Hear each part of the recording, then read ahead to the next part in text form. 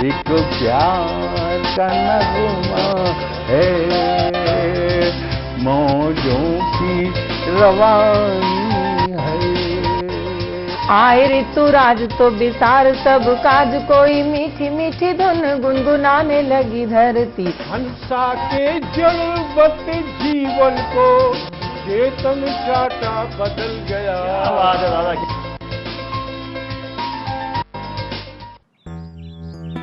Sir, बिटिया रानी driver के साथ भाग गई। भाग गई? जी, भाग गई। अरे कोई बात नहीं, उसे तो बचपन से भागने का शौक है। सतमोला खाओ, कुछ भी पचाओ।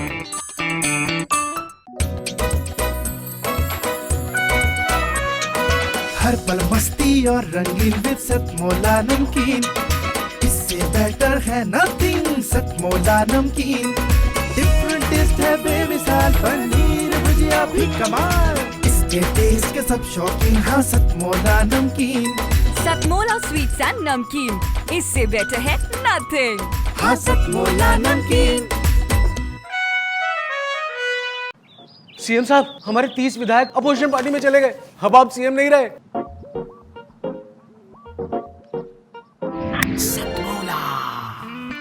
तो अब नया सीएम कौन बन रहा है? Tell me. सतमोला खाओ, कुछ भी पचाओ। जितना जी में आए खाओ, बस खाते ही खाते जाओ। डरने की क्या बात है जब सतमोला साथ है। टेस्ट है इसका सबसे निराला, हर दिल पर जादू कर डाला। स्वाद स्वाद में जमकर खाया, सतमोला ने खूब बचाया। खाने से गलता है क्या? सतमोला। सतमोला कवियों की चौपाल में मैं आप सभी का बहुत बहुत आभारी हूँ। इतने दूर दूर से यहाँ पर लोग आए हुए हैं, मैं सभी को प्रणाम करता हूँ। और ये सतमोला कवियों की चौपाल जो 16 साल निरंतर चला, और 16 साल की उम्र आप जानते हैं कितनी नाजुक उम्र होती है, उस उम्र तक ये पहुँच चुका है। मैं चाहता अब ये यौवन की दहलीज पर खड़ा हुआ ये कार्यक्रम, इसको मैं बहुत बहुत प्रवीण जी को बहुत बहुत बधाई देता हूँ। इतने अच्छे सुंदर कार्यक्रम को इतने साल तक चलाने के लिए एक बार तालियां उनके लिए बजाएं। मैंने भीड़ पर बहुत कविताएं लिखी हैं। भीड़ में तरह तरह से हंसी निकल करके आती है। मुझे तो अच्छा, आप लोग इधर कोटा गए हों या जयपुर गए हों, किसी किसी कवि वहाँ पर जो कवि सम्मेलन होते हैं, 1-1, 1.5 लाख लोग सुनने के लिए आते हैं। ऐसा लगता है जैसे आदमियों का समुद्र बैठा हुआ हो। बिल्कुल सिर ही सिर नज़र आएंगे आपको पब्लिक में, किसी भी चेहरे को आप पहचान नहीं सकते। लगता है इतने लोग, आदमियों का समुद्र लगता हो। मुझे ध्यान है भीड़ से किस तरह से हंसी उस ऐसी एक प्रोग्राम में भीड़ थी। एक आदमी ने पान खा रखा था, अपने बगल वाले से बोला, यार मुंह में पान की पीक है, कहाँ थूकूं? बगल वाला बोला, किसी की जेब में थूक दे। उसने कहा, नहीं यार, उसे पता चल जाएगा। बगल वाला बोला, जब मैंने तेरी जेब में थूका था तो तुझे पता चला था। तरह तरह से हंसी निकल करके आती है। अच्छा, ये दिल्ली है, बम्बई है, महानगर कलकत्ता है, इतने बड़े बड़े नगर हो चुके हैं, इतनी आबादी बढ़ चुकी है। अपनी दिल्ली की आबादी 1.25 करोड़ के आसपास है इस समय। हो सकता है कविता समाप्ति तक 2 करोड़ हो जाए। नहीं, कितनी भीड़ है। मुझे इस भीड़ पर मुझे एक बहुत अच्छा व्यंग ध्यान आ रहा है। एक गांव का कुत्ता पहली बार बम्बई गया, तो बम्बई वाला कुत्ता उसे स्टेशन पर रिसीव करने आया। गांव वाले कुत्ते ने बम्बई वाले कुत्ते की तरफ देखा, खुशी खुशी पूंछ हिलाई। बम्बई वाले ने भी हिलाई, पर इधर उधर नहीं हिला के ऊपर नीचे। गांव वाला कुत्ता बोला, यार तू बम्बई क्या आ गया? तू तो कुत्तों के सारे रीति रिवाज भूल चुका है। पूंछ ऊपर नीचे हिलाई जाती है। बम्बई वाले कुत्ते ने जो जवाब दिया उस पर आपकी तालियां उठनी चाहिए। बम्बई वाला कुत्ता बोला, बेटा 1 हफ्ता तू भी यहाँ पे रह जा, तू भी पूंछ ऐसे ही हिलाने लगेगा, यहाँ इतनी जगह ही कहाँ है जो पूंछ यूँ हिलाई जा। जब ऐसी भीड़ की स्थितियाँ हो तब मैंने एक कविता लिखी थी। आज से 30-35 साल पहले मुझे एक कवि सम्मेलन में बिहार में कहीं किसी कार्यक्रम में जाना पड़ा। छठ का पर्व था और छठ के दिनों में बिहार की रेलों में क्या स्थिति होती है गाड़ियों में रेल में इतनी भीड़ थी कि उस भीड़ को लेकर मुझे एक कविता लिखनी पड़ी। एक बार तालियां बजाएं, मैं सीधे सीधे कविता से आपको जोड़ता हूँ कि एक, हाँ बजाई दीजिए, पुनः बजा दीजिए। मैं जानता हूँ एक साथ इतनी कविताएं आपको एकदम से, कि एक दिन हम भारी भीड़ भरी भारतीय रेल में चढ़े क्या चढ़ाए गए, कई कंधों पर धरकर भीतर सरकाए गए। भीड़ का ये हाल था, मत पूछिए कमाल था। फर्श पर भी आदमी थे, सीट पर भी आदमी थे, छत पर भी आदमी थे, और तो और छत पर भी आदमी थे। वो तो रेल वालों ने इससे ऊपर कोई जगह ही नहीं बनाई, वरना आदमी वहाँ भी होते भाई।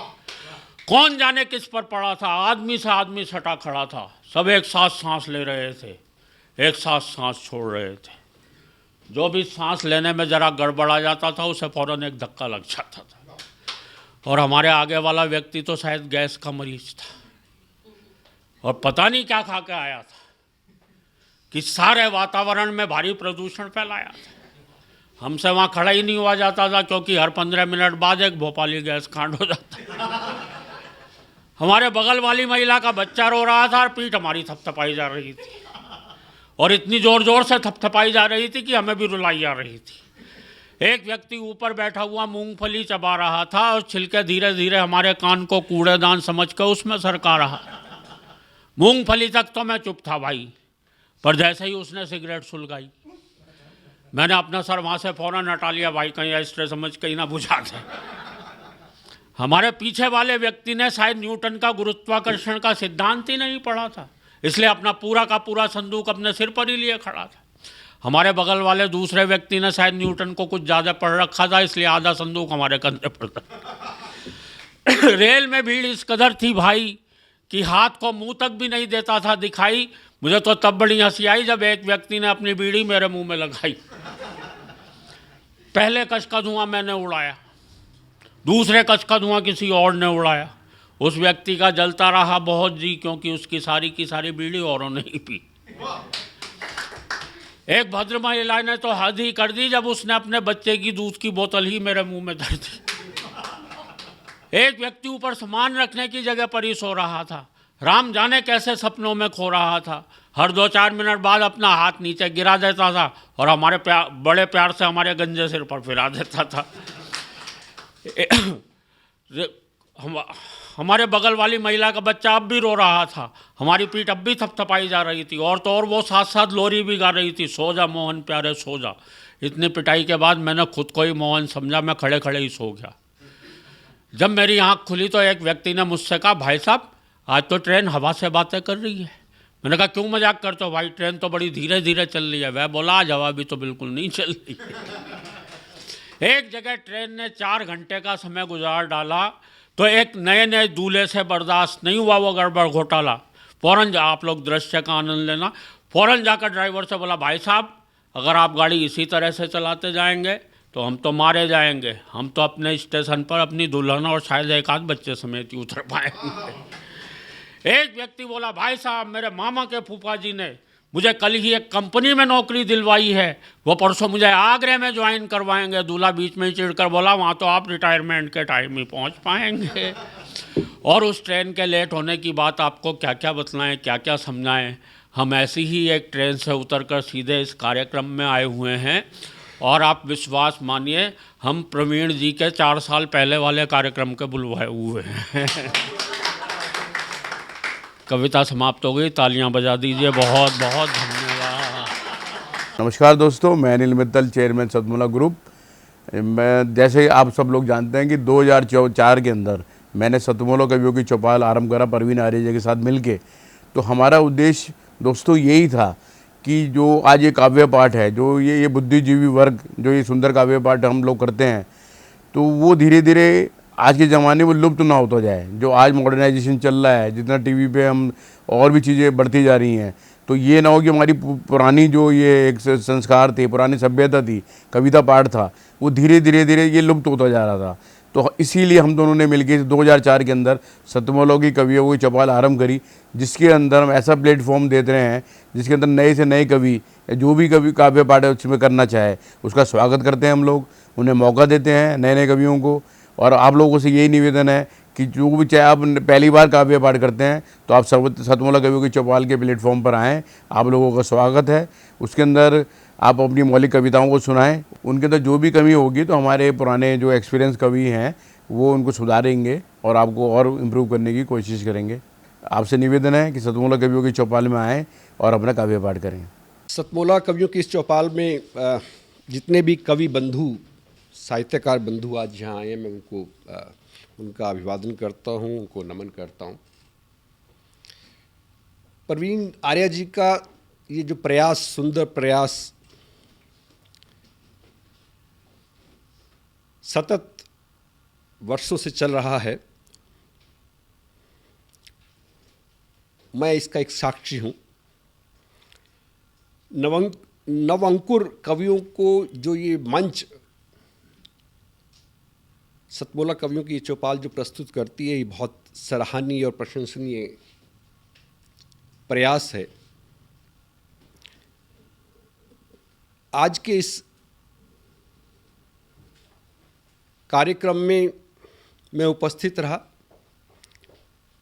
मैंने भिन्न भिन्न रसों के कवियों को सुना और अभिभूत हुआ।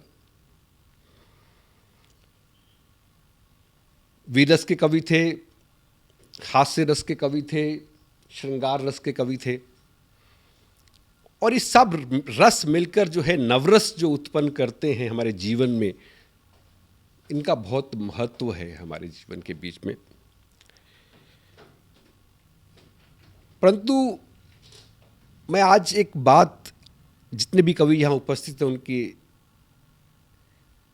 लिए बड़े आदरपूर्वक, आदर से मैं कहना चाहता हूँ कि आप को ये मंच मिला है, आप नवअंकुर कवि हैं, परंतु आप हमेशा नवअंकुर कवि न रहें और अपने प्रयासों को इतना उद्दात करें कि एक दिन आप भी जो हैं देश भर में अपना नाम बनाएं, आपकी कविता श्रेष्ठतम कविता हो, ऐसा मेरा आपसे आग्रह है, ऐसा मेरा आपसे निवेदन है।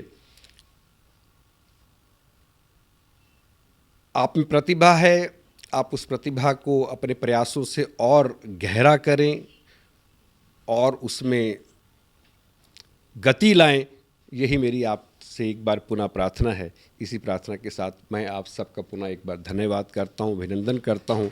और मैं आपके बीच में रहा, जितना समय भी रहा, मुझे बहुत आनंद आया। मैं बहुत अच्छी यादें आज के इस कार्यक्रम से लेकर वापस जाने वाला हूँ। मैं आपको बहुत शुभकामनाएं देता हूँ, आपको बहुत साधुवाद देता हूँ। बहुत धन्यवाद, आप सबको प्रकट करें भी हमसे। जितना जी में आए खाओ, बस खाते ही खाते जाओ, डरने की क्या बात है जब सतमोला साथ है। टेस्ट है इसका सबसे निराला, हर दिल पर जादू कर डाला, स्वाद स्वाद में जमकर खाया, सतमोला ने खूब बचाया। खाने से डरता है क्या? सतमोला। सर, बिटिया रानी ड्राइवर के साथ भाग गई। भाग गई? जी, भाग गई। अरे कोई बात नहीं, उसे तो बचपन से भागने का शौक है। सतमोला खाओ, कुछ भी पचाओ।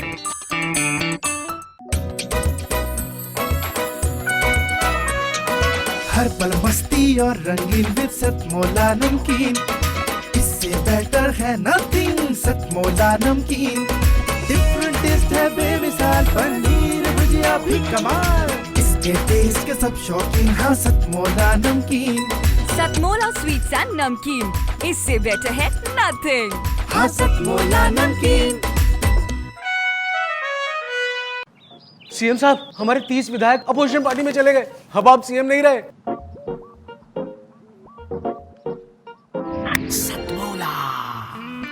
तो अब नया सीएम कौन बन रहा है?